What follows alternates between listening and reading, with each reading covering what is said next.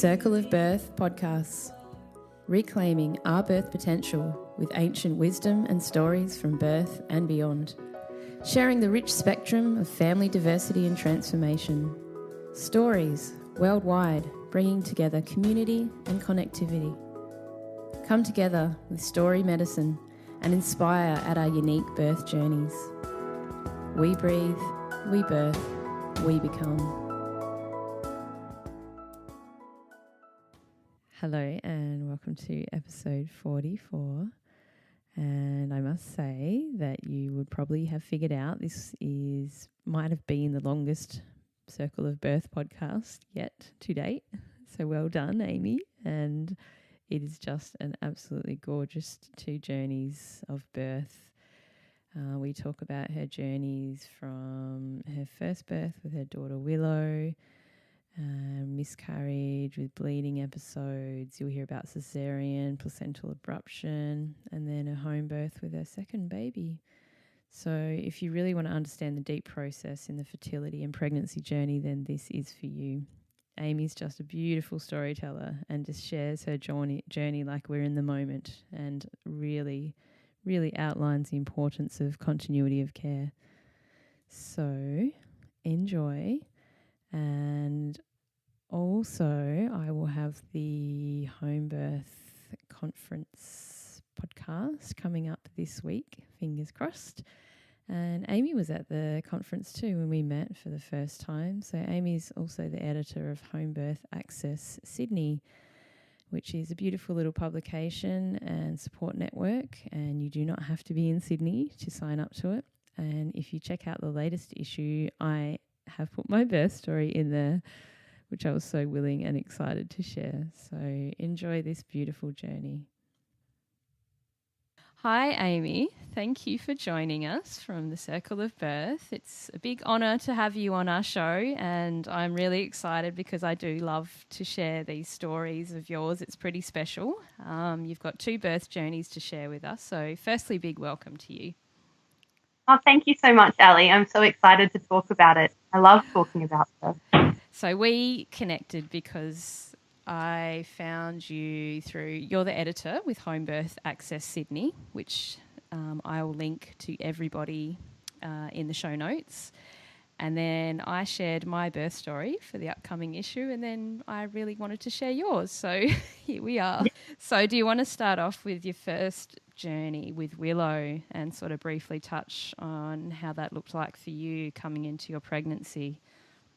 Yeah, sure. So Willow's birth starts a little bit before her pregnancy, really. So because my home birth journey started before that.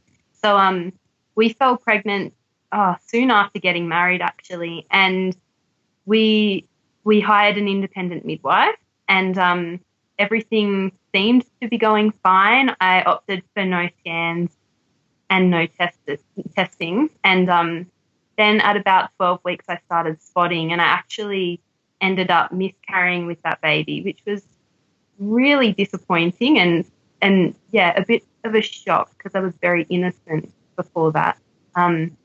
So I'll just sort of backtrack again. What did you guys grow up with a sense of birth enough to know that you wanted to have a private midwife and have that birth at home? Yeah.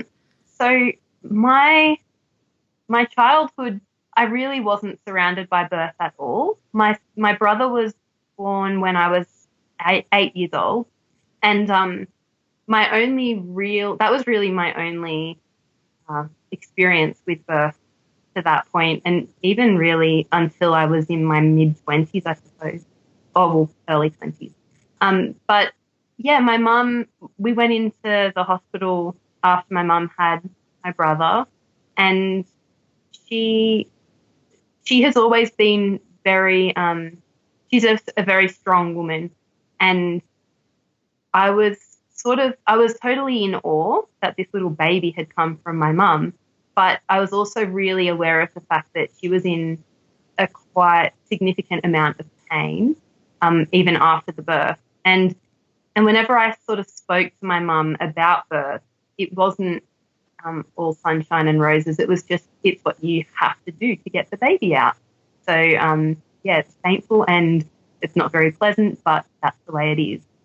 And as far as my husband's experience with birth, I'm not entirely sure really what I can say, except that when I spoke with his mum, my mother-in-law, about birth, she was like, yeah, my births were really quick and, they hurt, but it happened really fast. I think Justin, my husband, was born within just like 10 minutes or something ridiculous of her getting to the hospital. So the majority of her labour was in the car because it was a really fast birth. But yeah, that's sort of that early on experience with pregnancy and birth. And then when I was in my early 20s, I caught back up with a friend that I had known my whole life. She lived around the corner from me when I was very young, and our mothers knew each other and were friends. And so, yeah, we had always been friends, but we'd sort of fallen out of contact because she went to a different school to me and we had moved house. And so I didn't see her. Then when I got back in contact with her, she already had her son. He was quite young still, but she had a home birth with him. And I remember thinking, and actually I remember saying, I think you're insane. Why would you birth your baby at home? And, she gave a really convincing argument, but at the same time, I was still not ready to hear that. And then one of my other very close friends fell pregnant and had her baby, and she had a fairly full-on birth in hospital. And so I was still, I knew that home birth was a possibility, but it still wasn't really an aspect that I thought I would have considered at that point. And then, when we fell pregnant, my friend, the one who had a home birth, her name's Jackie, I spoke to her about birth in general, and she was like, look, just read this book. And it was Gentle Birth, Gentle Mothering by Dr. Sarah Buckley. And I read that and I just fell in love with this prospect of, birth doesn't have to be this scary, unimaginably painful thing. It can be beautiful and even pleasurable in some instances. And it doesn't have to be in a hospital. And I was always sort of terrified of the hospital. I never wanted to go there. And I knew after reading this book that, hospital wasn't really the place that would enable me to birth my babies as efficiently as I would hope, I suppose. So, and Jackie actually ended up being my doula for my daughter's birth, for Willow's birth, and for Hamish's birth. Yeah, it was really special. Yeah, so how about your husband? Did he jump on board with your thoughts pretty quickly? He's always been very respectful of the fact that birth and pregnancy and these sorts of things are mostly up to me because it's my body that is going to be going through these things. But initially I think he was a bit nervous about the whole idea. And then as he's also, we used to go to dinner with Jackie and her husband, and we'd talk about birth and pregnancy, and slowly but surely he got more and more comfortable. And then we met with my midwife at the 12-week appointment for that first pregnancy I had. And I think he was, from that point forward, he was, yes, let's do this. It's totally fine. The midwife knows what she's talking about. He was absolutely confident that if anything were to happen, this midwife had our best interests at heart and knew how to best care for us and look after the baby and myself. He was at every one of Willow's pregnancy meetups with the midwife as well. I think he might have missed one, but he was very involved, and I was really grateful for that. He was very much a part of the pregnancy and everything that went on before and after it, which has been beautiful. But I think the thing that convinced both of us that home birth was most definitely the right choice for us was that I didn't miscarry easily with that first baby. And after about 4 weeks of just basically still bleeding and just having discharge that was abnormal, and I ended up going to the hospital, and the treatment I got there was fantastic from the obstetrician, which was I'm so grateful for. And then as we were staying in, I had to stay overnight in the hospital, and they were very, they were very open to the fact that I was struggling with the fact I had lost a baby and that this wasn't how this was meant to happen and everything like that. But they actually put me in the maternity section of the hospital, and so I could hear women with their babies, and I could see pregnant women walking past, and they, despite being respectful of my decisions and those sorts of things, we weren't comfortable in that space, and we weren't really, we just didn't feel confident and comfortable in being in that area, in that place, and a lot of the decisions that we would have made, we knew that we couldn't make them in that scenario, in that sort of situation, with that sort of system going on. So that really sort of emphasised, this isn't where we want to birth a baby. And and so how did you find the support of your midwife during the miscarriage? Oh, she was amazing. So I was on the phone to her pretty regularly before we knew that I was miscarrying, and then once we knew that that's what was happening, she touched base a few times within the first week, whenever I needed her, basically. She was incredible. And that's one of my favourite things, that when I talk to people about home birth, I say, even if you didn't end up having a home birth, or even if you end up miscarrying or something, having that support and that continuity of care, even from that really early on stage, is just, it's invaluable. Like you can't get that sort of knowledge and support anywhere else, I don't think. And yeah, she was just amazing. And then as you'll see, when after Willow's birth, I ended up with a caesarean, and she just never shied away from the hard things. She was always there, and she was always present, and she was always willing to talk about how I was feeling and what this meant, and really help me process and work through those feelings. And I'm just so grateful for that. And yeah, we've become friends because of what I've experienced with her by my side. So yeah, it's pretty amazing. Yeah, really important to share too. And I just reflect that, midwives don't just leave you. If you look at an independent midwife, or if you get a really good continuity care in the system, but just focusing now on a private midwife going through that situation, they just don't abandon you. They'll be there throughout that. And I remember myself after the miscarriage and then becoming pregnant again, and phoning my midwife and being really excited and having that moment, because there's someone that's been through this, like your partner, they've been through this whole loss journey with you, and then the possibility and the hope and the optimism of the new pregnancy. It's just really exciting to know, this is the same person that I want to engage with, and I can ring them up and tell them that I'm pregnant, and we can go through this journey again. And it's just really nice to know that you don't have to go back and fill in your whole story with someone else and see different people, and you've got someone there that's going to support you and knows you.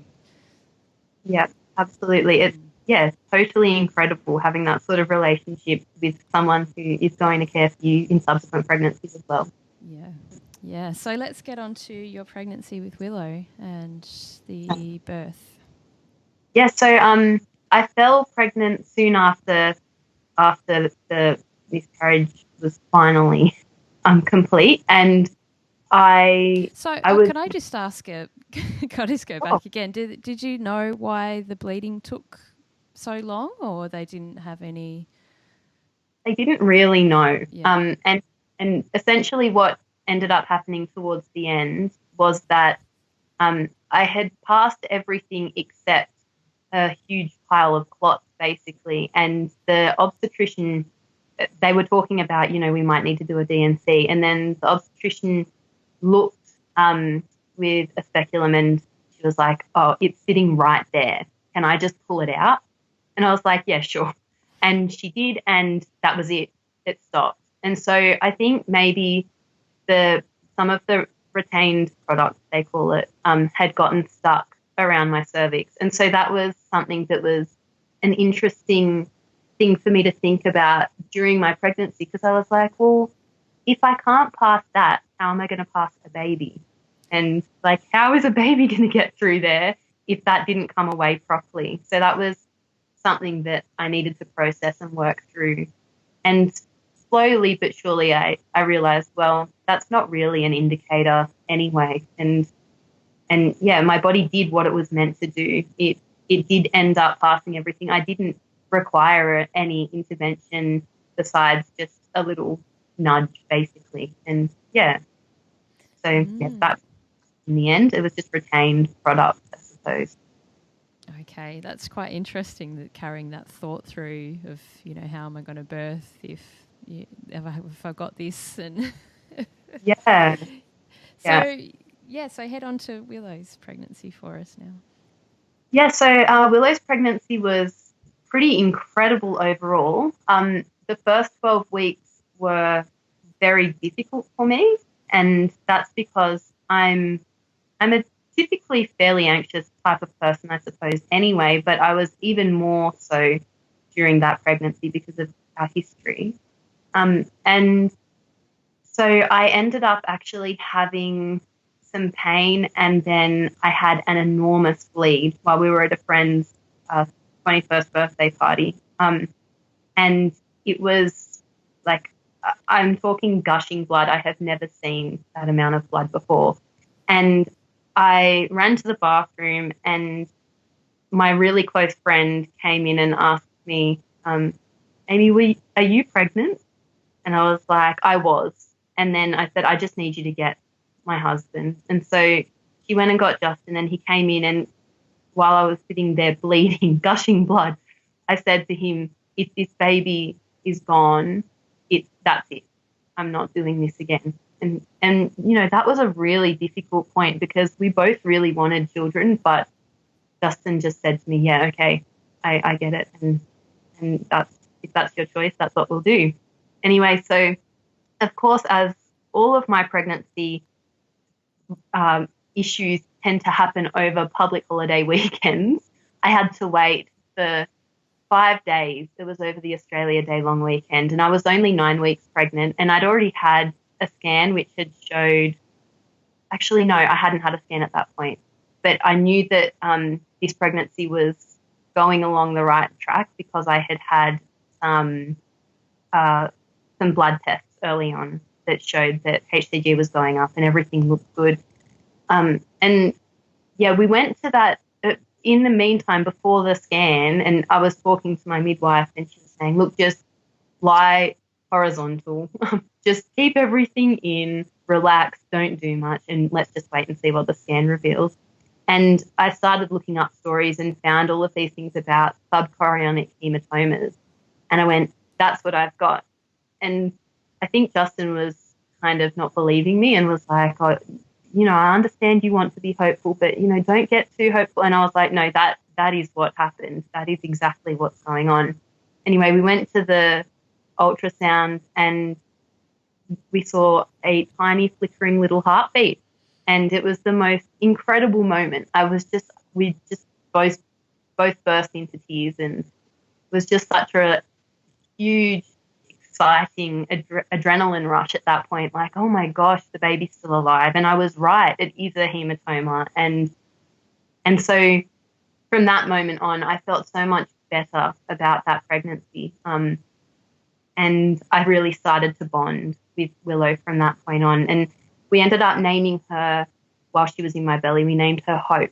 And that was just one of the ways that we were connecting with her. And then as time went on, the bleeding petered out. Everything was fine. I had another tiny bleed on close to 20 weeks, but given the history, we weren't too concerned, and I ended up having a morphology scan soon after that, and everything was fine. Baby was beautiful. The hematoma had resolved, they told me. So I was like, okay, great. This is all looking set to go. The placenta was in the right spot. Everything was great. And yeah, then the rest of the pregnancy went smoothly. I had virtually no sickness.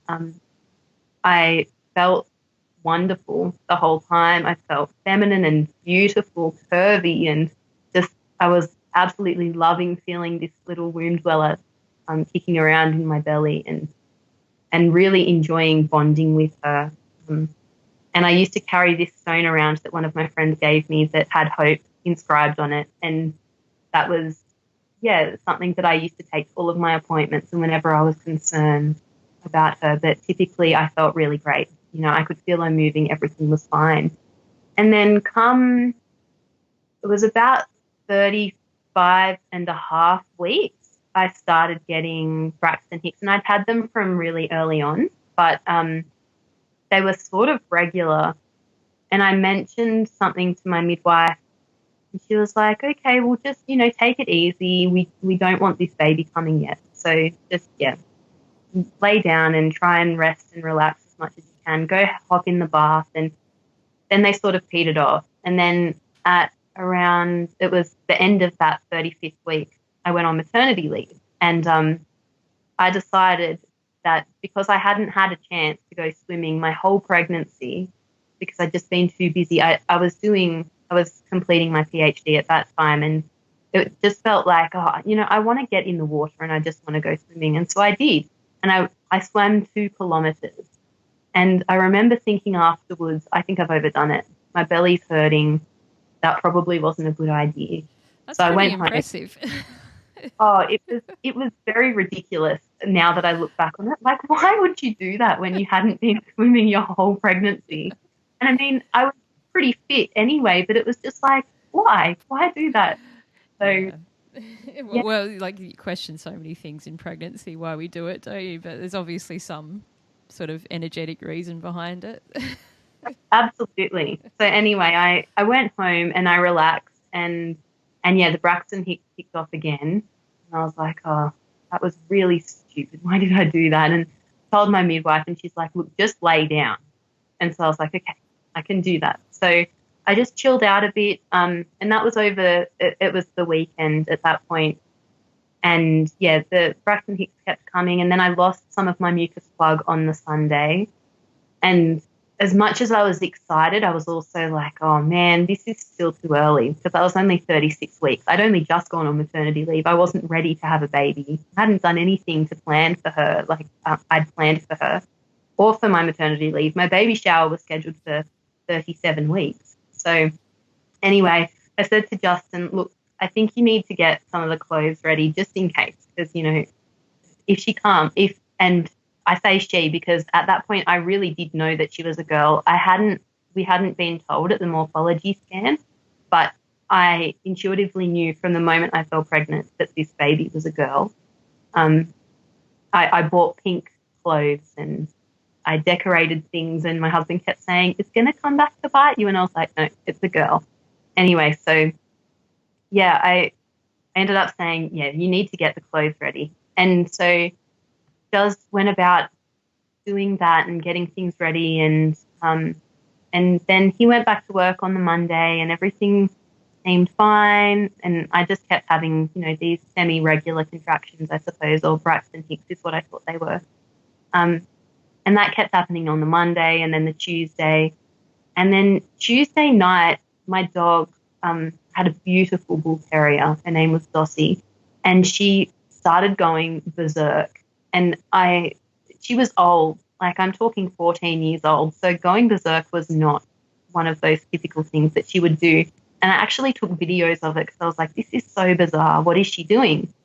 Anyway, she went totally nuts that night. She wouldn't leave my side. She was basically sitting on top of me. And she knew that something was happening. And I didn't at that point. I noticed that my belly had changed shape.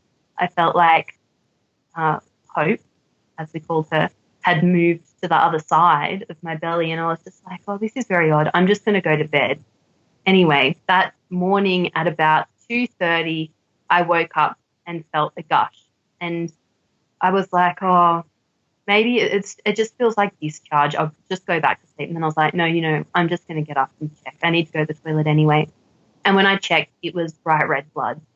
And I remembered my heart sinking and just thinking, oh, no, like, please don't lose another baby. Please not again.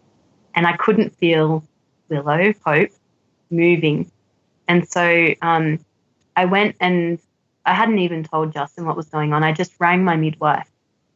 I went and laid in the bed and called her, and she was remarkably coherent for 2:30 in the morning, but she basically said, listen to your body and your intuition. What is it telling you? What do you want to do?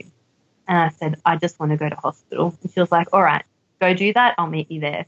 So I woke Justin up. We jumped in the car and he raced me down to the hospital. It was absolutely pouring rain. We almost missed the turn off. He got in there, and meanwhile, I think my midwife had called ahead to the hospital because they met me at the doors with a wheelchair, chucked me in the wheelchair, wheeled me into the maternity delivery suite, and then the midwife put a CTG monitor on, and we heard Willow's heartbeat. And I remember thinking, oh, thank goodness, she's still there. Everything's okay.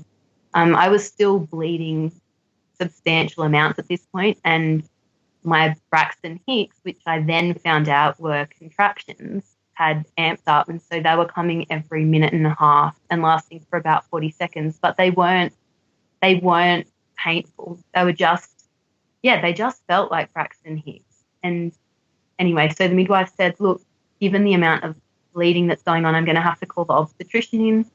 So he came in, and during my pregnancy, I had to meet with him just so that I could book into the hospital, essentially. And I didn't like him very much. And I remember saying to him, because he said, oh, we can't really do delayed cord clamping.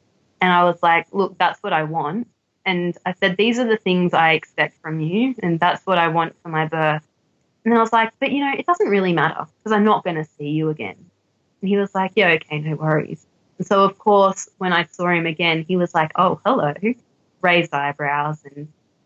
And I just, I remember just feeling like I did not want to be there. But, I was there because I needed to be and my baby needed me to be. So anyway, he did an ultrasound and he instantly just turned white.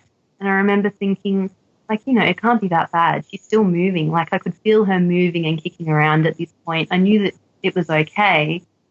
But he said, you're having a placental abruption. I'll rephrase that. He said, your placenta has come away from your uterus. And I said, I'm having a placental abruption. And he looked at me and said, how do you know what that's called? And I was like, I've read about it. And I knew that it was something that could happen if you had a subchorionic hematoma, that you might, I don't think it's very substantial amount, but it's somewhat correlated. And so I had read about it. I knew what it was. And so he said, okay, well, that's not all. The part of the placenta that has come away is actually sitting between the baby's head and your cervix. And then he started talking about vasa previa and how it could be vasa previa. And he said, we've got to get this baby out now. And he was shaking and freaking out. And I remember saying, I just need a moment to discuss this with the midwife. And by this point, my midwife still hadn't arrived because she lived an extra 45 minutes away from the hospital to us. So she was still on her way.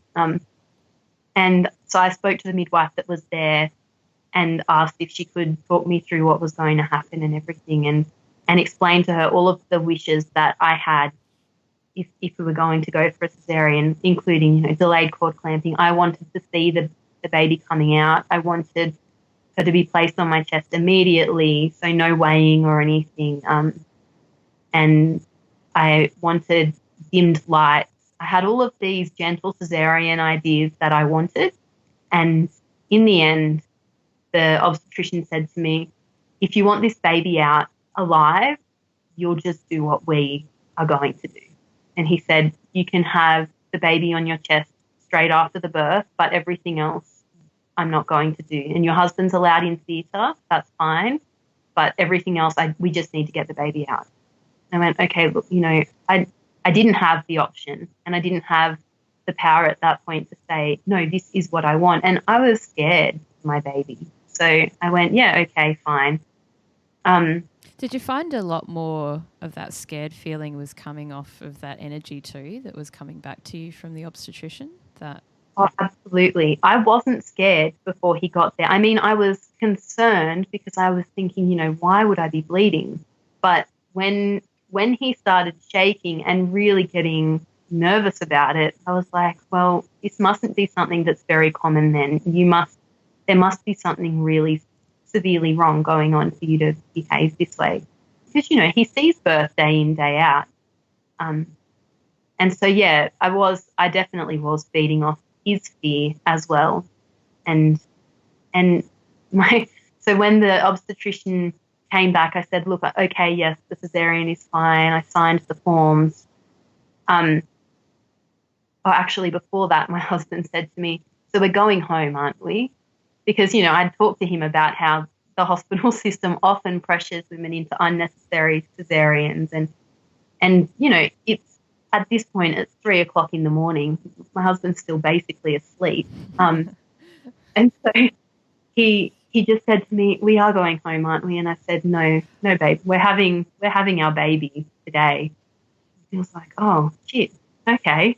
So, so the obstetrician came back. I signed all of the papers. He rang the other obstetricians that he needed to come in and the anaesthetist, because it's not a hospital that typically has an anaesthetist on, like, right there. So they're just on call. And then I rang my mum, and I remember I just said to her, I'm in the hospital and I'm about to have a cesarean, and I just wanted to call you because I know that you would be scared and upset if you didn't know about this, and I just wanted someone to know, basically. And my mum was, she was a bit of a wreck, really, because she was so scared for me. I'd never had surgery. I hadn't broken a bone, for goodness sake. Like, I'd barely ever been to the hospital. And so for mum to be called in the middle of the night, essentially, and told that her daughter is going for major surgery, was a bit too much, I think. And I just cried.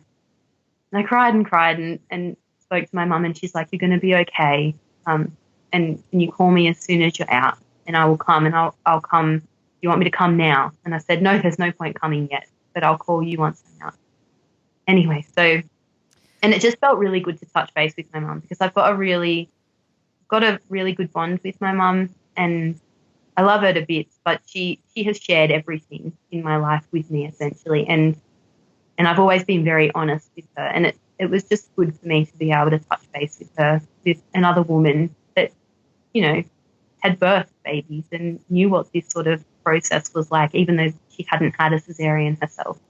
And even so, those few words that she just said could have just shifted that whole, you were coming into such a huge thing with no sort of identity with hospitals much, and then a lot of fear coming from the staff, and it's just those few words can shift a whole thing for you going into that surgery. Yeah, absolutely. I felt so much better going in after speaking to my mum. Yeah, even though your poor mum had to probably sit and up she all night worrying. Oh, she would have been a wreck worrying about what was going on. But they always say that's their job, so yeah.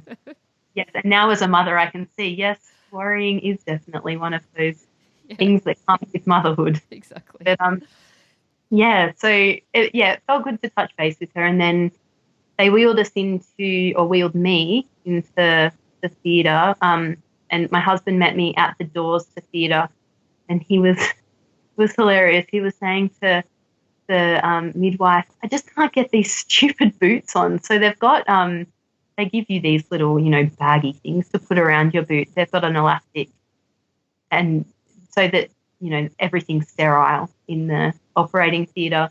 But my husband's quite enormous, so he's 6 foot, almost 6'6", and his feet are equally gigantic, and so he just couldn't put these things on. And I remember just thinking that was hilarious at the time. And that's probably because I was just about to meet my baby. I'd gone a little bit batty by this point, and, you know, it was just one of those things that I remember thinking, how hilarious. Anyway, so we went in, and I asked if I could hug my husband while they did the spinal, and they said because sometimes partners have a tendency to faint, and it's not always what they choose. So please hug the nurse instead. So I ended up hugging the midwife. They did the spinal, and I remember saying, when's it going to get bad? Because I was expecting it to be horrifically painful for them to put that in. And the anaesthetist said, no, it's done. And I was like, oh, okay, all right.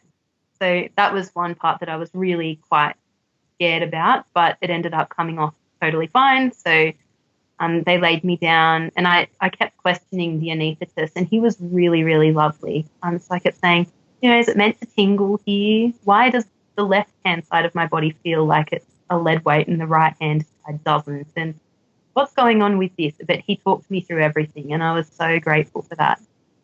My husband sat next to my head and held my hand, and we listened to the obstetricians banter and talk about, you know, their days and what they had planned, and it was all very bizarre. And I remember Justin reflecting to me afterwards that, you know, this is just another day for them, but to us it's such an enormous, you know, welcoming of this new baby into our family, and you're having major surgery and these obstetricians are just chatting like it's nothing, essentially. And yeah, it felt, in some ways that felt disrespectful, like, you know, you're not really acknowledging how incredible your position is, for one, that you get to welcome babies into the world every day, but also how much of an effect this is going to have on this woman, this family. Like, you know, a caesarean section isn't just cutting a bit of skin, it's removing a baby from a woman's body. It's a huge thing. And so, yeah, it was quite full on. Yeah, it comes up a lot in, you know, hearing and recording podcasts, is this whole language in birth, and especially in that situation. It's quite disassociating for you two, just to sit there and just having all that banter go on, especially being told, you know, this is like huge, you know, emergency caesarean, blah, blah, blah, and then just having like general chit-chat, not inclusive of you guys. It's not like, you know, we're here for you and this is what's going to happen now, and just keep that chit-chat for the next room, or, you know, out of that room, out of your space. Yeah, exactly. I mean, they're not there for really all that long. They could talk about something a little less. Yeah, or talk to you guys, you know, you're there. Yeah. He's like they're getting very intimate with your body. It's always good to maybe just talk to you about what's going on. And yeah, it's like, I don't know, like I'm with, when I get needles done or blood drawn, I always specifically say to the person, I'm like, okay, you need to talk to me about mundane things. I'd just like you to talk to me about what I do while I get this done. And, you know, it's that same thing. It's like you're drawing stuff from my body. You're actually doing stuff to my body. I need you to make sure that you're an okay person to do that. Yeah, yeah, absolutely. I totally agree with that. Yeah, yeah. Yeah, and so, and I could feel them, you know, sort of tugging around and everything. I couldn't feel any of the sharp pains or anything, like them cutting, nothing like that. But I could feel movement, I suppose, in my body, and that they were pulling things. And then there was an almighty crash, and the obstetrician started laughing, which I'm grateful had nothing to do with my body in the end. But it turned out that the student obstetrician they had called in, so there was a team of 5 obstetricians in the room while I was birthing this baby. And one of them was a student obstetrician, and he fainted. And so they dragged him. yeah, they dragged him into the corner and just left him there while they finished off pulling the baby out. And so the banter changed from what they were doing that day to what sort of lollies they keep in their car to keep themselves awake when they get called out to these sorts of situations. But Oh my gosh.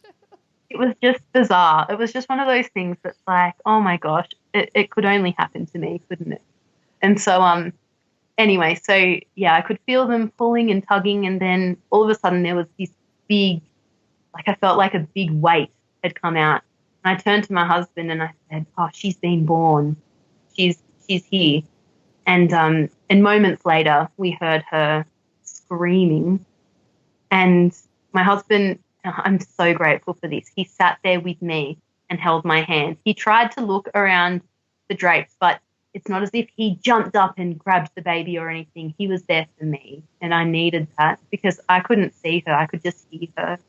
And they had promised me that I would be given immediate skin to skin. So baby would be placed straight on my chest as soon as the delayed cord clamping was finished. But they didn't end up doing delayed cord clamping because it was an abruption. So they cut her off from the placenta virtually straight away, and they didn't place her on my chest. They weighed her and measured her, and then they wrapped her in a hospital blanket and then passed her to my husband, and he passed her to me. And I remember I didn't, at the time, I didn't even think about it because I was just so, I suppose, shocked as to what was going on. But as soon as she was placed on my chest, I got so angry. And I remember saying to Justin, "Get this hospital blanket off, get it off." And so he's helped me unwrap her and put her on my chest. And I had her skin to skin, and I just, there was just this massive flood of relief. Like, okay, she's here. She's got her little eyes open, and she's the most perfect squishy thing I've ever seen. And she was tiny, but just so beautiful, and had all of these little like electrode things all over my body, I suppose, measuring different things, stats and stuff. But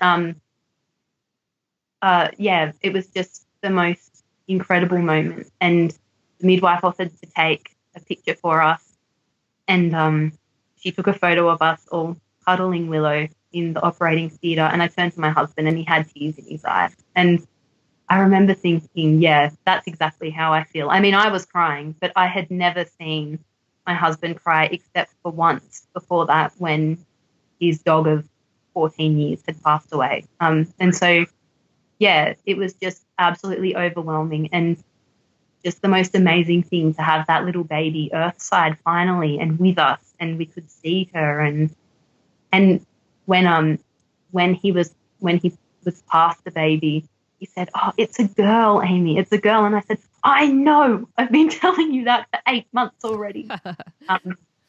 But yeah, so she came out beautifully pink and healthy and screaming, and her outguards was fantastic. And yeah, it was all, she was perfect. And then they took the placenta out. I told them, "Don't chuck that placenta out. I want it."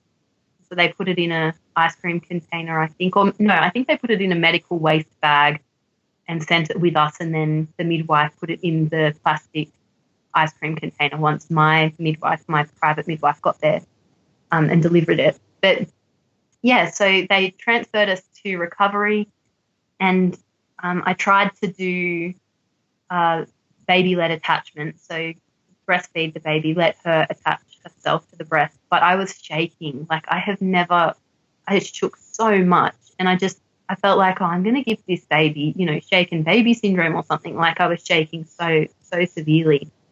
And then soon after that, my midwife, my independent midwife, and I'll just call her Jo because that's her name, beautiful Jo Hunter. And she was bashing at the doors of the recovery unit, and the look on her face was exactly how I had felt moments before, like just sheer concern. And, she was just so invested in us.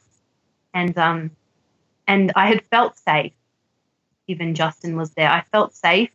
But once she got there, I was like, okay, I felt calm, like centered, and like, okay, it's all going to be all right because she's here.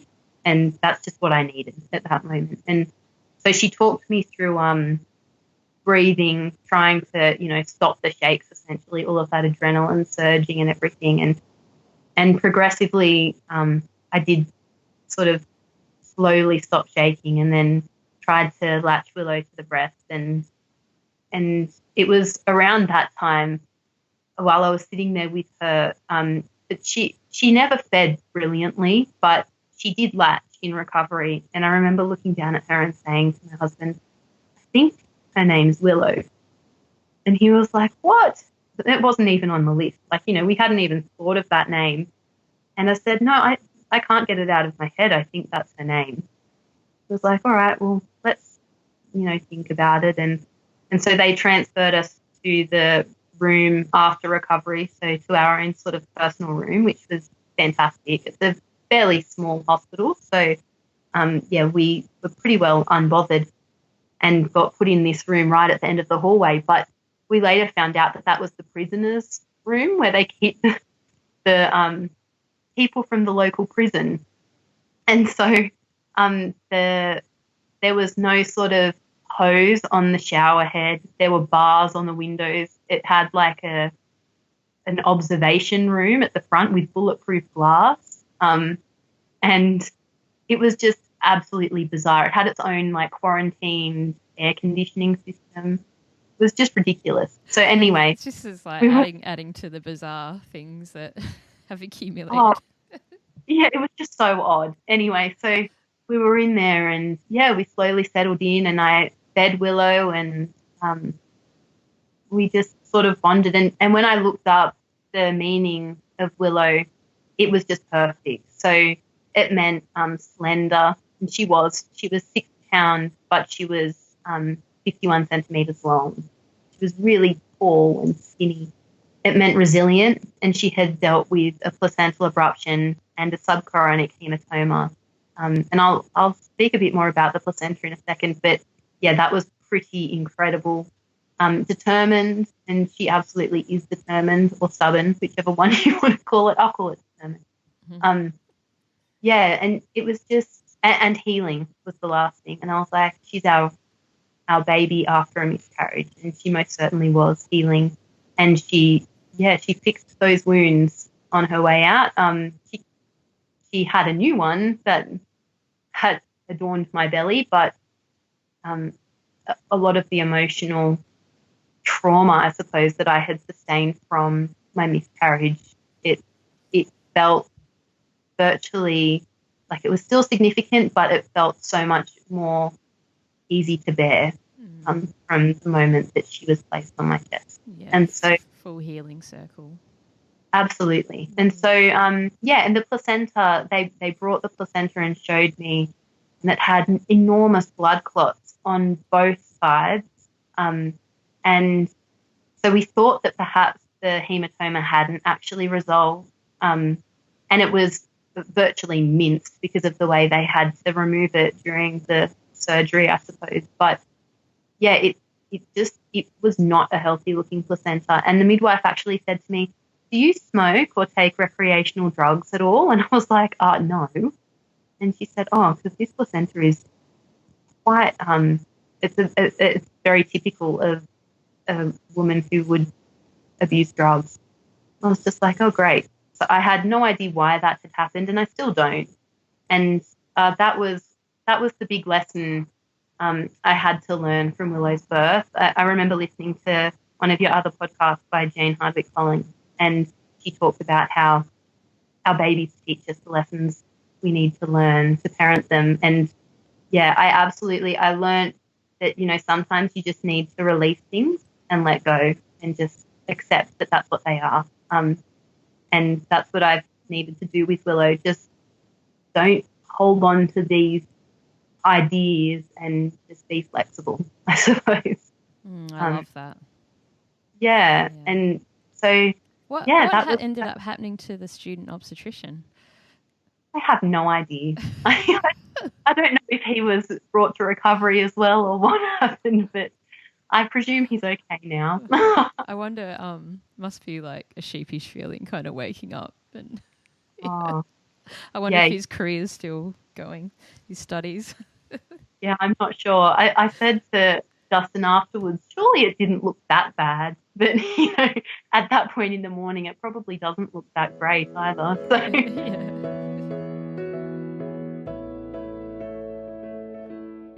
You're listening to the Circle of Birth podcast, circleofbirth.com.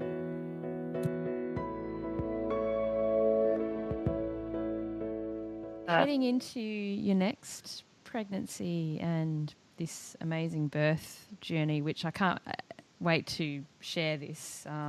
Let's walk through that. Yeah, so I pretty much as soon as Willow was born, I was thinking about, well, with the next baby, I don't want to be a cesarean. What can I do? And I started thinking about VBACs and home birth after cesarean. And in my mind, home birth after cesarean was it was where I was going to go. But at the same time, I was really nervous about whether that would be an option for me once I did fall pregnant. Anyway, and this is, straight after Willow was born. I had it in my mind, I have to wait at least 18 months to fall pregnant again because I want my body to be healed and I want the best chances I can have to have a natural birth for the next baby. And so, yeah, I kept talking with my midwife and debriefing and talking with my doula. And they were both amazing at helping guide me through everything. And so it was at around 18 months, I said to Justin, I want to fall pregnant again. I want another baby. And I remember feeling so sort of not heartbroken, but just a bit deflated when he said, do we have to? And I found out later that a lot of that was because he was pretty scared, I think, of not only potentially losing another baby, but potentially losing me as well. Like, placental abruptions aren't things that are particularly easy for a woman's body, and they can be quite catastrophic. And so he had in his mind everything that the obstetrician had said to him, like, the next baby would have to be a cesarean, and he knew I wouldn't want to do that. And he was scared, and so was I. And so, yeah, we started talking about it at about 18 months, and I said, look, let's just try. If we fall pregnant, then great. And so we did, and we tried a bit more, and nothing was happening. And a year later, still I hadn't fallen pregnant, and I was sort of like, what is going on? Like, I fell pregnant so quickly the first time and so easily the second time. So why is it an issue this time? Anyway, so I started seeing all of the people. I saw a herbalist, an acupuncturist, a myoabdominal masseuse, and did I say acupuncture? A chiropractor, a naturopath. I pretty much saw, I started doing breath work. I saw all of these different people. I was doing yoga. I was being as proactive as I possibly could. I was going to get pregnant. About 3 months, and I decided I'm going to start weaning Willow because she was still feeding, and she was still feeding frequently, and I thought that probably had something to do with it.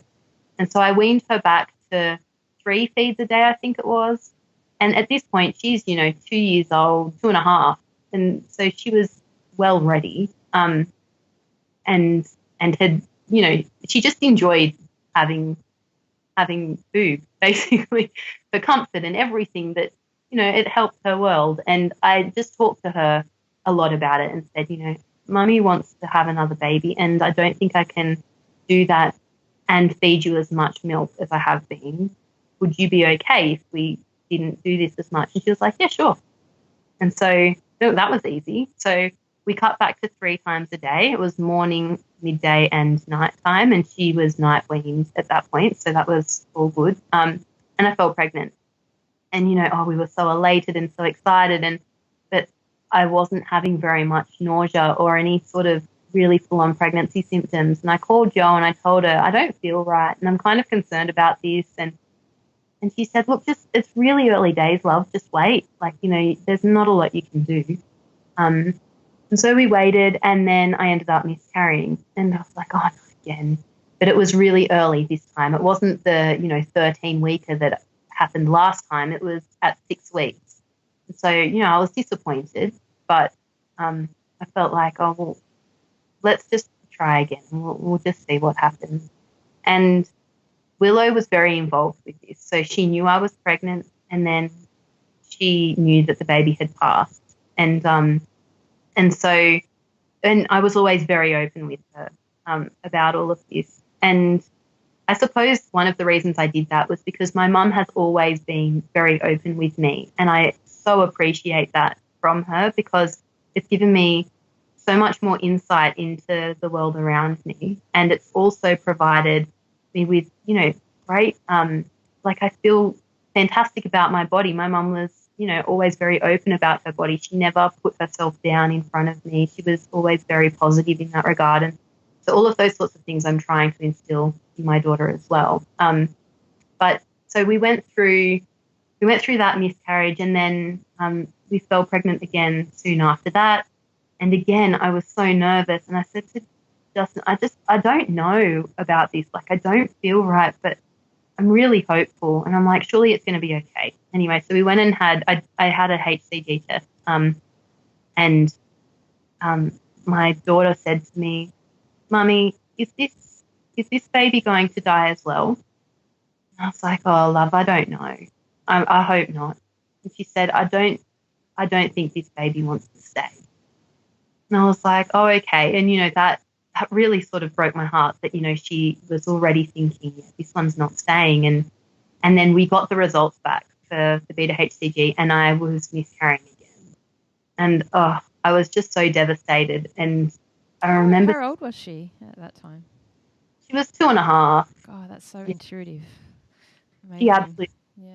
She's incredible. Yeah. Incredible girl. And so, so she knew, and we said to her, yeah, the baby died. And she was like, oh, okay. And, she's not sad about death. She's so open about it. It's like, well, that's just what happens. Like, okay, it's just part of life. And it absolutely is. I love that she's got that viewpoint on it. Yeah, we could learn so much. We should always learn so much from children, don't we? We do, absolutely. Yeah. It's taught me more about the world around me than anyone else, I think, at this point. So, yeah, she and so she was just really accepting of that, which helped me be more accepting of it as well. And yeah, I remember just saying to Justin, I'm not trying anymore. We're just going to leave it. And he was like, all right, no worries. Like, we'll just leave it. And so I quit everything. No more naturopathy, no more kinesiology, no acupuncture. I just stopped everything. And I was like, that's it. I'm not spending money on this anymore. I'm not spending time and heart energy and whatever is going on. I'm just letting it go. And then Hamish came along, of course, because his lesson is surrender. Willow was flexibility. Hamish's is surrender. Just surrender. What will be, will be. And so once I did, I fell pregnant with Hamish, and I didn't know. And Willow said to me, Mum, is this baby going to die as well? And I was like, I don't know what you're talking about, darling. And she said, the baby in your tummy. And I was like, Mummy doesn't have a baby in her tummy, love. I don't think there is one. And she was like, yeah, there is. And she just left it at that. And I was like, okay. And so I went and tested, and sure enough, I was pregnant. And she did some other totally bizarre things. Like, she told me I was eating pasta sauce and pasta, I suppose. And she said to me, the baby doesn't like tomatoes, Mummy. And I was like, why wouldn't the baby like tomatoes? Like, it's been part of my diet since forever. And sure enough, that night I was up with like horrendous stomach cramps and felt like I was going to throw up. It was awful. And every time I had tomatoes during Hamish's pregnancy, I felt that way. So she just knew. It was just absolutely bizarre. Can I borrow her for like future pregnancies? I'd love to loan her out, but I need her. Yeah, so she's incredible. And yeah, there were so many things where she just knew. And she didn't really, like, she wasn't that excited about feeling my belly or anything, but she had this connection with Hamish. Like, she knew what he wanted and what he needed, and she'd tell me about how he was feeling. And she told me as well, I said, she ended up about, I think it was about 8 weeks or something. We went for an ultrasound and we showed Willow the picture of the baby, and she said, this baby is going to stay. But she also told me that Hamish was a girl and he's not. So we're a bit off on that one. Can't but be everything, always right. yeah, that's right. Everything else, though, she was spot on. And so, yeah, so Hamish's pregnancy was so much more straightforward. I felt fantastic. I had a bit of nausea early on and I was nervous, but it was nothing like the miscarriages or Willow's pregnancy. I didn't have bleeding during Hamish's pregnancy. Everything just went smoothly, and I felt great. And like, fast forward, we had the morphology scan and got photos of this gorgeous little baby. And the main thing I wanted to check was the placenta, and everything was fine with it. So I was like, okay, this is all looking good to go. And we met with our midwife and had lots of beautiful discussions throughout pregnancy. And it was just absolutely divine. I absolutely loved his pregnancy. It was gorgeous. And I'm so grateful that I got that. And then 36 weeks came around and I was like, all right, so this is around about the time that Willow was born. She was at 36 and 3 days, I think. And so, and I decided I was going to keep working this time until 37 and a half weeks is when I was going to stop. And I'd have my blessing way at 38 weeks. And I never got a blessing way or baby shower for Willow. So I was like, just hold in there, baby, just hold in. And I was pretty sure that Hamish was a boy, but nowhere near as sure as I had been with Willow. Like, I wouldn't have bet on it or anything, but I had an inkling. And so, yeah, I started my maternity leave, and I remember after 36 weeks just being like, heck yes, I got to 36 weeks pregnant. I haven't even had any bleeding or anything. This is amazing. It's perfect. And I was just so happy that everything was going so beautifully. And then 37 weeks rolled around, and again, I was having a little celebration. And 38 weeks, and I was like, oh, this is incredible. I'm so excited. And I got to have my blessing way, and it was absolutely beautiful. And one of my fellow HBAC mums, she's had a home birth after 2 cesareans with my same midwife, Erin. She sort of organised the blessing way and ran it for me, and it was absolutely beautiful. And I had a henna artist come and do henna on my belly and on some of the women's hands and on my daughter's hand and on her belly as well. And it was absolutely gorgeous. And I felt like, I'm really prepared this time. Like, I feel centered and just so loved up and in this beautiful oxytocin bubble. And it was just perfect. And then we had what ended up being our last meeting with Jo, last meeting before birth with Jo, and she was like, everything's looking fantastic, and I was like, I know, I feel amazing. And then spot on 40 weeks, I got up and I just went about our day as normal. We were sitting on the lounge. I think Willow was, I don't know if she was reading with Guz. I think she was. They were reading a book or something. And I was lying down reading the Birthing from Within book, and I fell asleep on the lounge, which never happens, but I did. And then all of a sudden I woke up and, actually no, before I read the book, I had commented to Justin, I feel amazing. Like, this pregnancy, I don't believe that I'm 40 weeks already. Like, I do not feel like this baby's going to come anytime soon. I'm just so comfortable. Everything's totally fine. And like, the baby had engaged. I'd had a chiropractic appointment earlier in the pregnancy a couple of times because I had some round ligament pain. And yeah, when he did the adjustment, the baby dropped into my pelvis. And the last midwife appointment, Jo was like, yep, he's engaged. It's all good to go. So, yeah, it was looking good. And so, yeah, anyway, I woke up after this nap on the lounge and I just went, oh, my gosh, and ran to the kitchen, and there was just like puddles of water coming out of me. And I looked at Justin, I'm like, can you get me a towel? And he's run to get a towel and come back. He's like, you okay? I said, either I just wet myself a lot or my water's broke. And he's like, oh, really? And then being the birth nerd that I am, I whipped my pants off and looked in them and sniffed them and went, it smells like semen. And he was like, why are you sniffing your pants? I was like, it's my waters are broken. And there were little flecks of vernix on my pants. And, oh, it was just so exciting. It must have been just so, I don't know, because you probably, that feeling of that gush, and every time in the past it's been blood, it must have been just so refreshing to see clear water. Yeah, I was ecstatic. And it was like there wasn't even a hint of any pink in it. It was just clear with flecks of vernix. And seeing the vernix, I think, was massive for me because I was like, oh, there's a baby in there. Like, there's a baby in there, but there's like these little flecks of vernix that have been touching my baby's skin and now they're coming out and I'm going to meet them and, oh, this is going to be amazing. And I was just so ecstatic.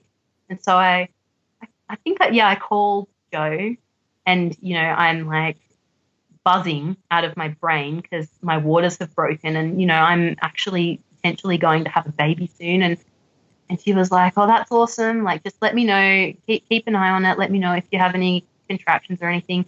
And two of the things I'd been scared about during my pregnancy was bleeding and my waters breaking before labour because I was worried that, of course, with bleeding, I was worried that there would be an abruption or something going on again.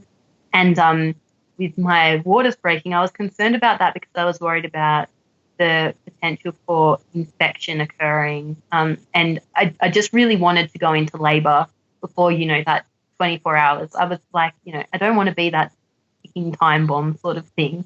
And my midwife, I had talked with her about it at our recent appointment and she had reassured me, it happens sometimes and like, don't worry, it's going to be okay. And I just thought that was so bizarre, like, that somehow I intuitively knew that I needed to discuss those particular things because they were the things that did end up happening in my birth with Aimee. So we processed through that and that was really good. And then, I had let Joe know and I said to Jazz, look, I think we should go up the street and get some stuff from the market because our local growers market was on. It's only on once a month.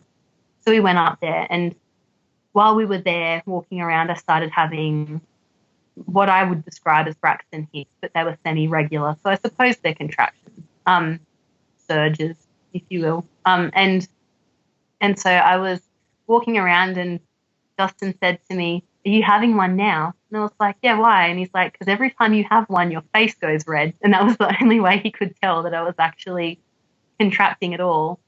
And we started talking to Willow about, the baby's going to be here soon. And so she was excited. And I saw a fellow home birth mum at the market and normally I would stay and chat for a bit, but I was like, I have to leave. I have to go because otherwise I'm going to be telling you that I'm in labour and I don't want anyone to know yet. And so off I went and, we took all of our beautiful food home and started packing it away. And by the time I got home, the contractions were quite regular. And so I said to Jazz, look, I'll pack this food away and then I'm going to go and see if I can have a bit of a nap because, I'll just see if it slows things down or not. Anyway, so I packed the food away. I went and laid down and when we were packing the food away, we were also sort of setting up the birth space, which was just our bathroom. I was just hanging up, affirmations and things that I'd already gotten ready.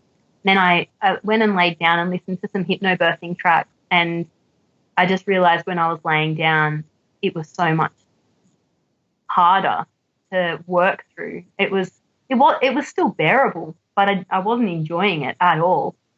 And so I got up and I said, Jess, I can't sleep. And then I started rocking over a fit ball. And very soon after that, I had started vocalizing. And I'm glad that we prepared Willow for this. We read a lot of beautiful books, like Hello Baby, and there were so many gorgeous ones. And we watched a lot of beautiful birth videos as well. And the things that I wanted her to focus on was, do you see that? Do you see the noise that mummy's making? She's working really hard to get her baby out. so that she knew that that noise, it was okay. And so here I am rocking over a football and vocalizing, and Willow was like, "Hey, Mum, can I have an apple?" And I'm like, "Yeah, sure." And that was like, she was not at all concerned by it. And this is from a toddler who was typically so upset. If I cried, she would cry. If I was in pain, she would cry. She was so connected to me and so concerned about me, but she knew that this was fine. Well, you're talking about your oracle, Willow, too. She probably just knew it was going to be fine anyway. Yeah, exactly. That's true. She just knew. Yeah, and so she was really sort of calm and fine about it. And then Willow kept asking Justin for things, and I turned into a bit of a cranky person at that point and said to Justin, "I need you here. You need to be here with me." And he was getting me heat packs and things for my back and helping put pressure on my back, and I needed him there. And so I said, "Look, we're going to have to get Jackie, my doula, to come." And so I was like, "I'll message her. You sort Willow out and I'll message her." And I remember having 4 contractions and looking down at the phone and being like, I still haven't bloody messaged her. All I'd written was, "Hi, Jackie." And I was like, okay, just call her because I need her here. So anyway, he rang her and she said, "Oh, I'm on my way over." And then we rang Joe. And I said to Joe, "Look, I'm finding it kind of difficult to work through over the football, and I'm feeling nauseous. And I hate the feeling of, that you're going to throw up." And I was like, I am not throwing up. So I was like, "Can I get in the bath? Because if I stop rocking on the football, I'll probably feel better." And she was like, "Yeah, that's fine." And she said, "Do you need me there?" And I was like, "Well, I don't really know." And she's like, "Well, when you know, you call me." I was like, "All right, no worries." And my mum rang me soon after that. And I don't know why, but I didn't want to tell her that I was in labour. And I think part of it was because I didn't believe that I was. I was still in that stage, even though, my waters had broken and I was contracting pretty regularly and finding it difficult to work through sometimes. I was still in that headspace of, this could all just go away.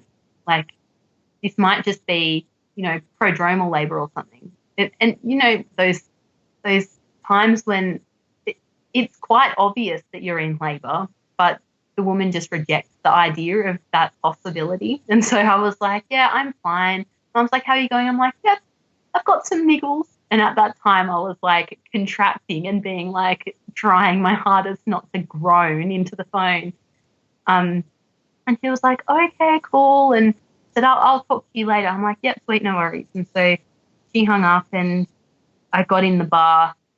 And there was like, I got in the bath before I had even filled it up. And so I'm sitting in the bath with the taps on. There's like no water. I'm just sort of sloshing around in nothing. But I was like, I felt so much more centered when I was in that space. And I was like, yeah, this is where I'm going to birth my baby. And I've always loved water. I've been swimming my whole life. I connect with water, and I knew that that's where I wanted to birth. And so I got in, and then I think Joe ended up being called around about this time. And then I saw Jackie, and yeah, it all gets sort of blurry. Like, I don't really remember much, except I was working pretty hard. Like, I just remember the vocalizing made it feel so much better. I felt like, yeah, this is totally fine. Like, I've got this. It's all good. And then I saw Jackie's feet at the door, and I was like, oh, yes, my birth team is starting to get here. And that means I'm going to have a baby soon. And so Jackie came in and she rubbed my back and she put some hot washes on my back and told me, "You sound really like you're really coping really well. You're doing great." And I was like, okay, awesome. And then she said she was going to go mind Willow for a bit. And then soon after, Joe got there. And I remember, like, even though I already felt calm, that Joe just brings this wave of calmness into the birth space. Like, I don't even know how else to describe it, except that I just felt so settled and like, okay, the birth team is here and everything is going to be absolutely fine because they're here and it's perfect and it's just going to plan and it's fine. And so I felt calm and totally content and centered, and I just kept going, just kept rocking away. And doing what I needed to. And then Willow came and went. Like, she just came in and said hi and went, gave me kisses. And at one point she asked if she could get in the bath, and she did. I was like, yeah, that's fine. And pretty much as soon as she got in the bath and there was like one ripple that touched my body, I was like, get her out. I can't have her in here with me. And that was very much how I was during labour. I had hoped that I would be the serene, birthing goddess that loves her daughter, touching her and being there with her and being in the bath with her. And really, I was not. I was just like, I need space, and I don't want you right here. You can be around, but I don't want you in the bath. And so she ended up getting out. But it was soon after that I was like, oh, this isn't going anywhere. And I remember saying to Joe, it's just not happening. It's all slowing down. And I think Joe at that point was like looking at her phone at the contraction timer being like, it's really not slowing down at all, but okay. And so I said, I'm getting out of the bath. So I got out and got onto my bed and rocked over the pit ball some more with hot packs, and was very demanding that you have to have the hot pack heated up and on my back ready for the next contraction. Otherwise, I was going to bite someone's head off. But at the same time, like, I felt, as long as that heat pack was there, I was fine. Like, it was totally bearable. And so, so I kept going, and then eventually I said to Joe, I'm finding it is really hard out of the bath. And Joe was like, okay, well, let's just stay for a little bit longer. And I had commented that, everything was too bright. Make sure all of the windows are closed. Make sure the blinds are closed. And they already were.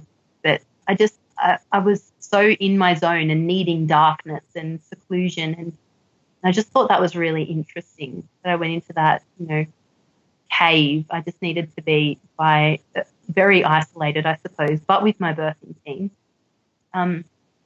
And then so eventually I said, oh, I don't want to be on the bed anymore. I'm going to get back in the bath. And Joe had checked on Hamish's heartbeat and everything looked great. And so we were back in the bath and going really well. Everything was fine. And then I started falling asleep between contractions. And I was like, oh, this is really odd. And I remember thinking, like, even during contractions, maybe I'm getting close to transition, because I know that women say that they fall asleep between contractions in transition.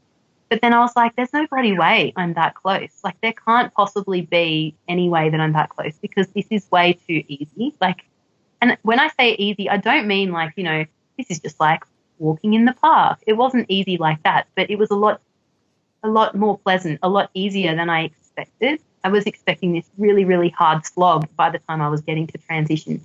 So I totally dismissed that thought and went, no, I've got heaps longer to go. My mum laboured for over 30 hours with me. I'm going to be the same. And by this point, it had only been like, I suppose, 4 or maybe 5 hours. And so I was like, yeah, I've got plenty of time to go. So I just went with it. And then progressively, and Jackie came in and gave me a washer with lavender on it. I normally hate lavender, but it was blissful this time. And Willow kept coming in and asking how I was doing, and then slowly I noticed that towards the end of a contraction I was grunting and like starting to push. And I was like, yeah, this isn't happening, and just discounted it. And then very much at the same time, I had to be standing up for contractions. And I was like, yeah, I can't sit down in the bath. I want to be standing. So I'd sort of lay down in the pool or in the bath and then stand up for the contraction with heat packs on my front and my back, and then lay down again in the bath. And then I had my leg up on the edge of the bath for the contractions. And I've no idea why that felt good, but it did. It just felt better to stand like that. And a little bit of bloody mucus came out at around that point. And I remember saying to Jackie, because she was there at the time, I was like, oh, can you get Joe? I just wanted to check that this is okay. And it just kept coming, like just little bits, but enough that I was like, I don't know that this is normal. And so, and apparently it's not. So Joe said, let's just, would you be okay if I checked where you're at, just so that we know that, we're towards the end and this sort of mucus makes sense at that point. I'm like, all right, no worries. And, I was thinking, I'm still early stages. Like, it'd still be less than 5 centimeters.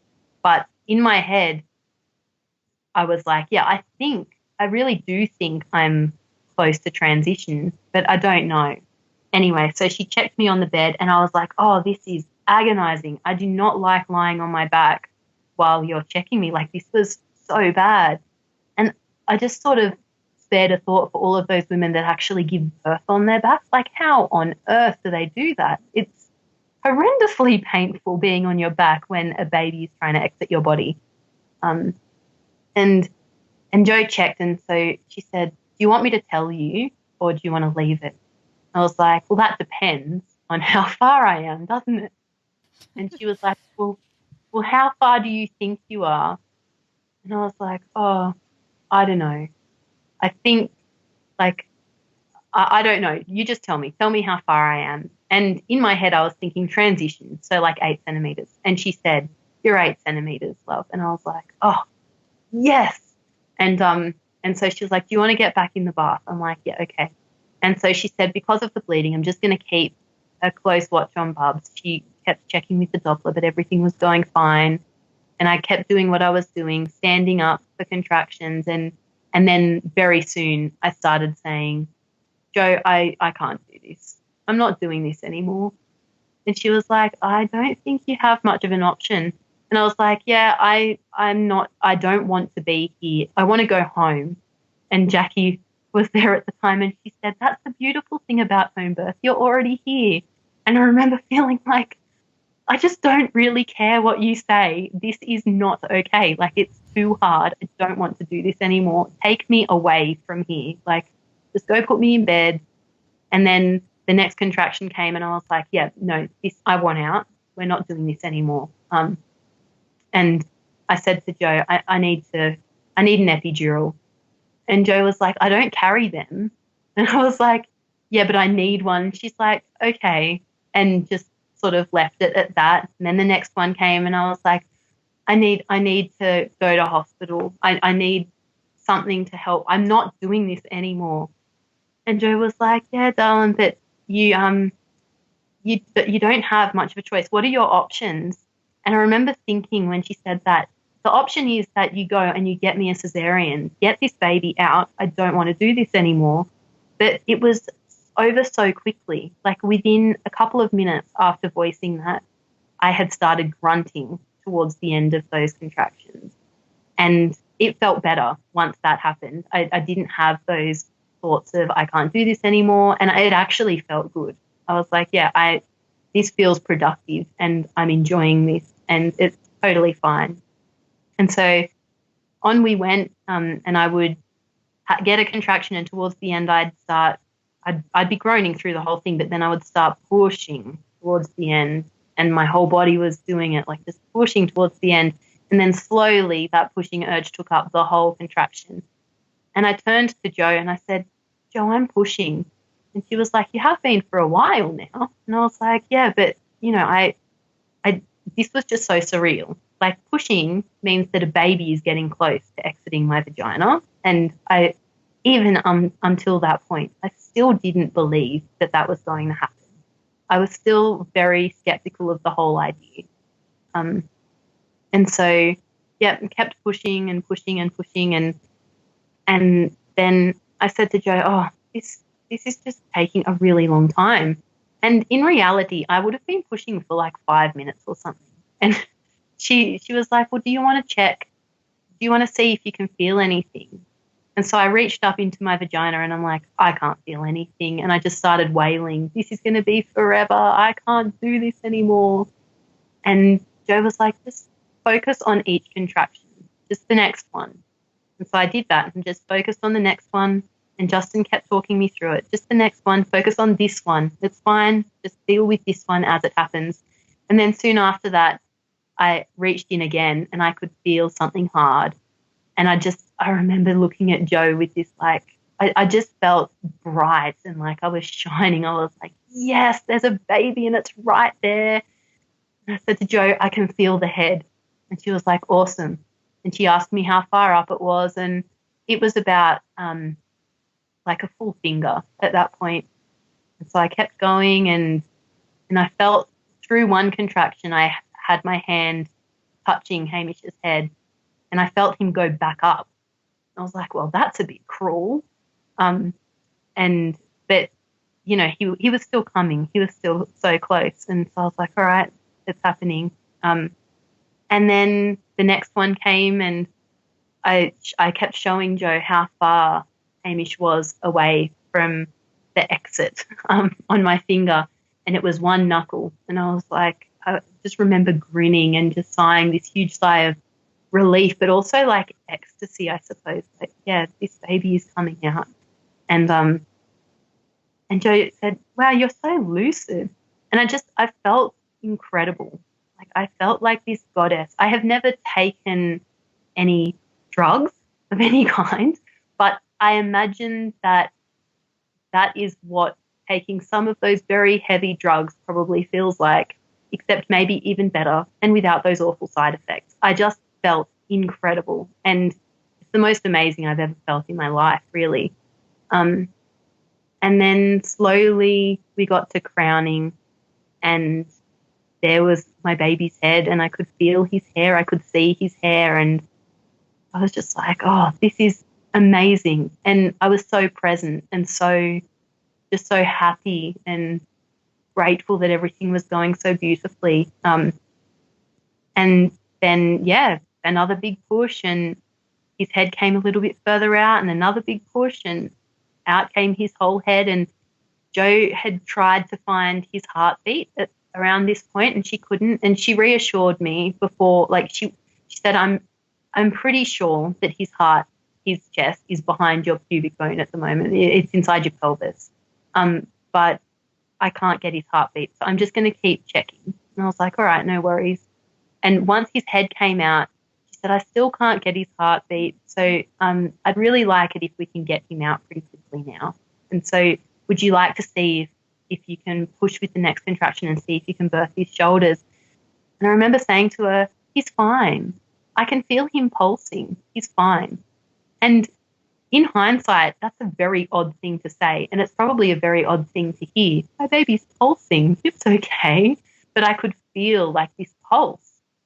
Anyway, so I pushed, and one almighty big push, and out came his shoulders, and his cord was wrapped around his neck, and that's what I could feel pulsing. And so it all made sense, and out he came, and we pulled him up and onto my chest. And I was just looking at him being like, oh my gosh, like, how did this just happen? I just pushed this baby out of my vagina. Like, legit, it came out of me. And there was no knives or anything. It just came out.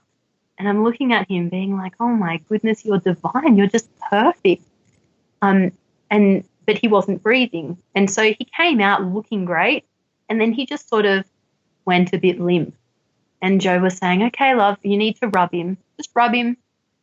And here I am trying to rub him, but I'm, totally blissed out of my mind on oxytocin. And so I wasn't doing a very good job of rubbing him. And she kept saying, keep his head out of the water, but I kept like almost dropping him into the water.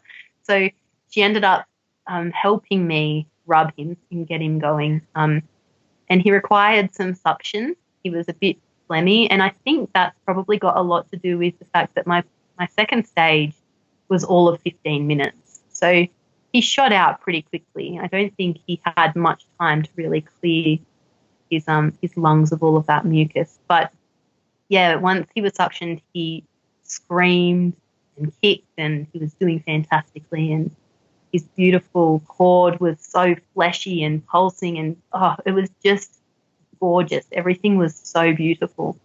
And Willow came in, and as we had scooped Hamish out, Willow had screamed, Jo, it's a baby. And it was just absolutely perfect. It was just gorgeous. And so slowly I noticed that there was a fair bit of blood in the bath. And I had known from from reading essentially that if you can't see your legs through the bath water, that's a good indicator that it's time to get out. And so I said to Jo, should I be getting out? And she's like, oh, I'd feel more comfortable if you did. Yeah, let's get you on the bed. So I got out and got on the bed. And it turns out that all of that blood was likely just from a tear that I had sustained because my enormous headed child had decided to rocket out of me at speed. But it was totally fine. And I fed Hamish and got to squeeze him and touch his beautiful little squishy cheeks, and he was just absolutely delightful. And Willow got to see him, and then slowly the placenta came away, and so I birthed that on the bed. We got to look at it, and it was quite beautiful. It was nothing like the placenta Willow had in there with her, but it was absolutely beautiful, I thought. And then, the cord had stopped pulsing, and so we decided to do a cord burning ceremony to separate Hamish from his cord, which Justin still to this day does not. He's like, why did we do that? It was just one of those things he was not keen on, and he's still not keen on it.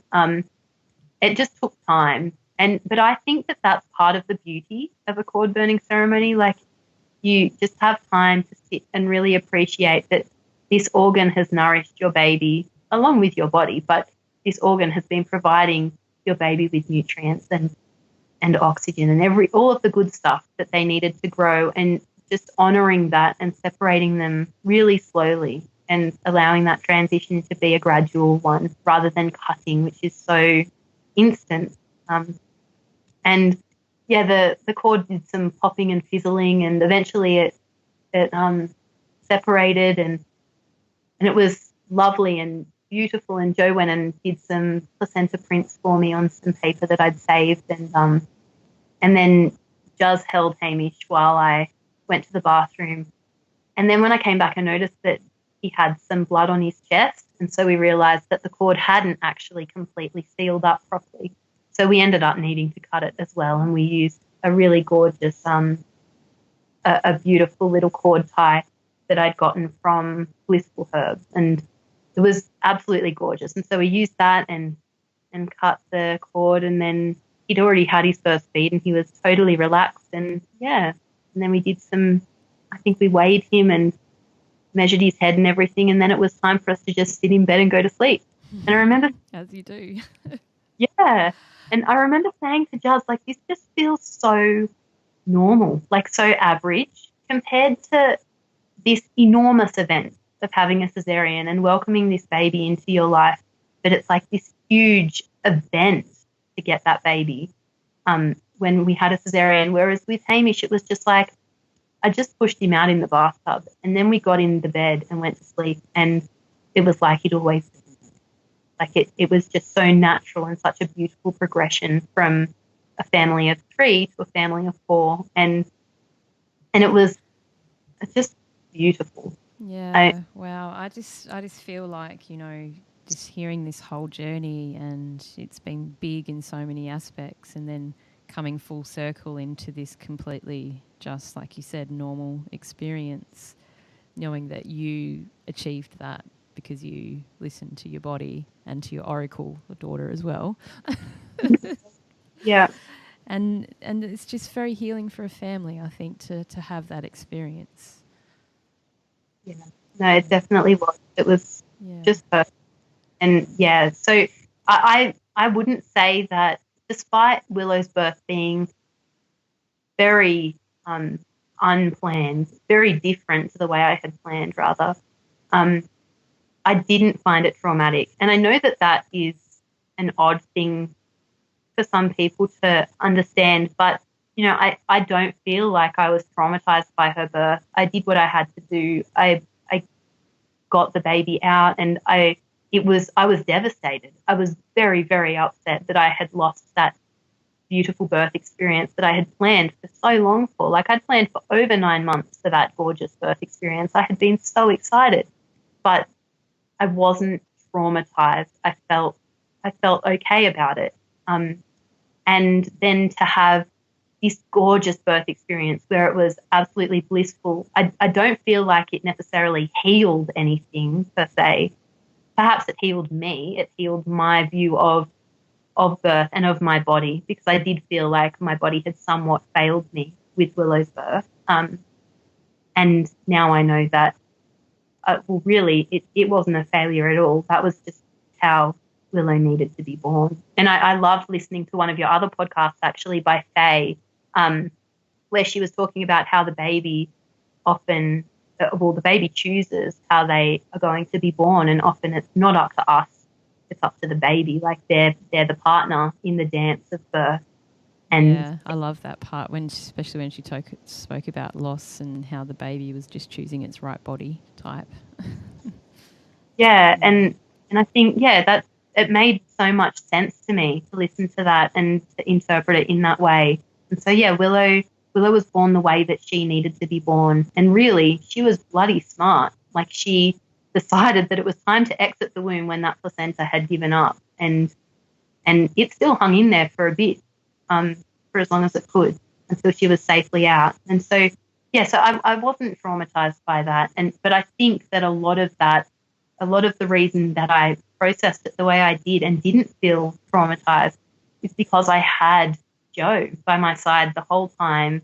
I had Justin, of course, by my side the whole time as well, and Jackie. They were both hugely important and critical parts of the puzzle. But Joe was just there all the time. She was steadfast. She helped carry me through it. She gave me that continuity of care. She defended me in the hospital against the midwives that were pushing formula and the obstetricians that were saying I needed to stay for extra time, and all of these sorts of things, needed all of these extra tests on Willow and all of that sort of stuff. I wasn't traumatized by that because I had that continuity of care and I had that bond and relationship with someone that I did feel I could trust. So I feel like even if you aren't going to have a home birth, I feel like it is so important to find that continuity of care with whoever you can, if that's a doula or if it's a midwife. Just find someone that can give you that continuity of care. I think that was a huge piece. Aimee, thank you so much. It's just such a beautiful journey to just go from that first journey of pregnancy into this experience. I just looking forward to sharing this with everyone because I just love these stories. Thank you so much. Loved sharing it. And I chat too much. I'm sorry about that. Oh, good.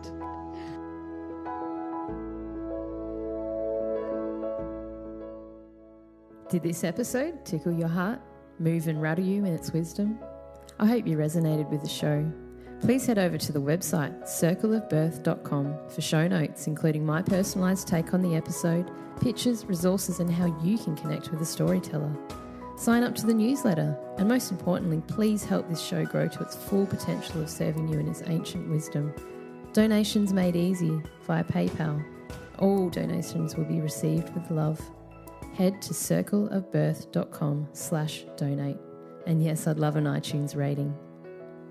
This has been another episode of the Birth Share Project. We breathe, we birth, we become. We honor you and empower.